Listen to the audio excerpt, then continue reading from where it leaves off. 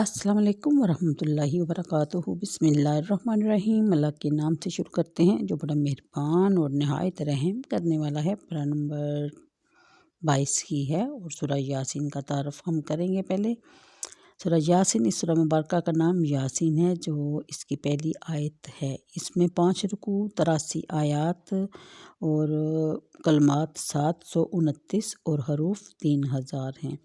ترمذی کی حدیث شریف میں ہے کہ ہر چیز کے لیے قلب ہے اور قرآن کا قلب یاسین ہے۔ ابو داؤد کی حدیث میں ہے کہ سید عالم صلی اللہ علیہ وسلم نے فرمایا کہ اپنے اموات پر یاسین پڑھو، اس لیے قرب موت حالت نزا میں مرنے والے کے پاس یاسین پڑھی جاتی ہے۔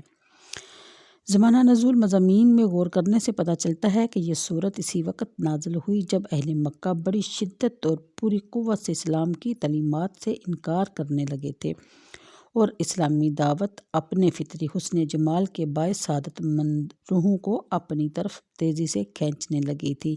اسلام کے روز و مقبولیت سے مشرکین گھبرا گئے تھے۔ مضامین اس میں اسلامی دعوت کے 3 بنیادی اصولوں پر ایمان لانے کی دعوت دی گئی ہے، یعنی توحید، رسالت اور قیامت۔ سب سے پہلے حضور صلی اللہ علیہ وسلم کی رسالت کو قرآن کی قسم کھا کر بیان کیا گیا اور یہ بھی بتا دیا گیا کہ آپ صراط مستقیم پر ہیں۔ مدت دراز سے سرزمین عرب نور نبوت سے محروم چلی آ رہی تھی۔ صدیاں بیت گئی تھی، اس علاقہ میں کوئی نبی مبعوث نہیں ہوا تھا۔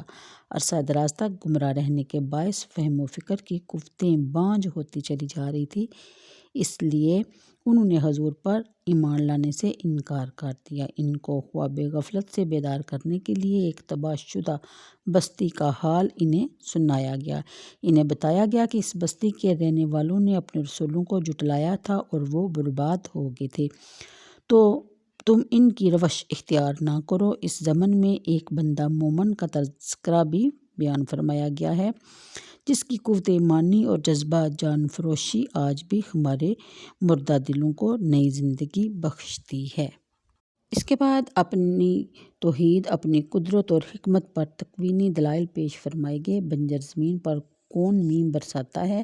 کس کے حکم سے غذائی اجناس اور رنگ برنگے پھل بکثرت پیدا ہوتے ہیں؟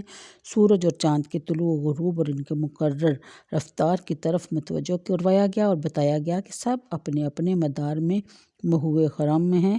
نہ کبھی باہمی ٹکر ہوئی اور نہ کوئی اپنے مقرر وقت سے ایک لمحہ بھر لیٹ ہوا ہے، سبحان اللہ، اور نہ کبھی کسی نے آگے گزرنے کی کوشش کی ہے۔ یہ پیچیدہ نظم و نسق اس عمدگی سے کس کی تعبیر سے مصروف عمل ہے؟ دریاؤں اور سمندروں میں کشتیاں کس کے حکم سے سامان اور مسافروں کو اٹھائے لیے جا رہی ہیں، ایک ملک سے دوسرے ملک کو جا رہی ہیں؟ انسان جس کی تخلیق کی قطرہ آپ سے کی گئی ہے، وہ کس ڈٹائی سے قیامت کا انکار کرتا ہے اور وقوع قیامت پر شبہات اور اعتراضات کے انبار لگاتا ہے، استغفر اللہ، اور وہ پوچھتا ہے کہ ان بوسیدہ ہڈیوں کو کون زندہ کرے گا؟ اے حبیب، آپ اسے ناہجار کو بتا دیجئے کہ وہی جس نے انہیں پہلے زندگی بخشی تھی، وہی جس کے امر کن سے یہ جہان رنگ و بو و روز وجود میں آ گیا، وہی جس کی دست قدرت میں زمین اور آسمان کی حکومت ہے، جو ہر چیز کا جاننے والا ہے، وہی قیامت کے روز تمہیں قبروں سے زندہ کر کے اٹھائے گا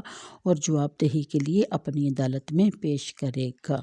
اس صورت میں 2 چیزیں آپ کی خصوصی توجہ کی مستحق ہیں۔ آیت نمبر 47 میں سرمایہ دارانہ ذہنیت کو بے نقاب کیا گیا اور جب انہیں اپنی ان ضرورت مند بھائیوں کی ضرورتیں پوری کرنے کی دعوت دی جاتی ہے تو کہتے ہیں کہ جن کو اللہ تعالیٰ نے رزق نہیں دیا، ہم کون ہیں ان کو رزق دینے والے اور ان کی ضرورتوں کو پورا کرنے والے؟ در حقیقت ان کا یہ جواب محض اپنی کنجوسی اور بخل پر پردہ ڈالنے کی ایک بھونڈی کوشش ہے۔ اگر وہ ایسے ہی راضی و باقضا ہیں تو پھر کیوں کسب معاش میں وہ کسی ضابطے اور قانون کی پابندی کو بھی گراں سمجھتے ہیں؟ دولت کی لالچ میں تمام حدود کو روندتے چلے جاتے ہیں۔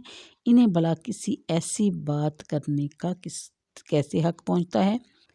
ان کے دلوں میں اپنی دولت کی اتنی محبت ہے کہ وہ اس سے بچھڑنا نہیں چاہتے، اور کسی محروم کی محرومی پر انہیں ذرا ترس نہیں آتا۔ کسی یتیم اور بیوہ کی حالت زار کو دیکھ کر ان کے دل میں رحم کا جذبہ نہیں ابھرتا۔ اور دوسری بات یہ ہے کہ جس کا ذکر آیت نمبر 69 میں کیا گیا ہے، بتا دیا گیا ہے کہ میرے نبی کریم کے علوم و معارف کا ماخذ خیال آفرینی، مبالغہ آرائی اور شہرا کی کذب بیانی نہیں، بلکہ ان کا سرچشمہ وہ کتاب مقدس ہے جو اللہ تعالیٰ کا کلام ہے، جسے اس نے اپنے حبیب مکرم پر نازل فرمایا ہے، تاکہ اس شخص کو بروقت خبردار کر دے جس میں انسانیت کی زندگی کا کچھ نہ کچھ اثر موجود ہو۔